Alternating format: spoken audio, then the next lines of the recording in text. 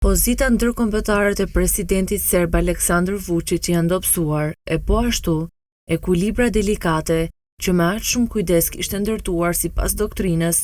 së 4 shtyllave SBA, Brukselit, Rusisë dhe Kinës, i përballur me ftoje të marrëdhënieve e presioneve pothuajse nga të gjithë partnerët kyç në politikën e jashtme. Vučić u shfaq i zhgënjur dhe kritik ndaj aleatëve të drejtanishëm gjatë një fjalimi për ambasadorët. Ai e tha hapur se kishte pritur hapa më të mëdhenj nga administrata e presidentit Trump, por se është përballur me tarifa e sanksione prej saj. Vučić nuk fsheh frustrimin dhe me aleatin tjetër në lindje Rusin, që nuk ka treguar gatishmërinë për të shitur aksionet e saj shumicë në kompaninë e naftës dhe gazit NIS në mënyrë që ta bëjë të mundur heqjen e sanksioneve dhe të ndihmojë Serbinë të shmangë një krizë gazi.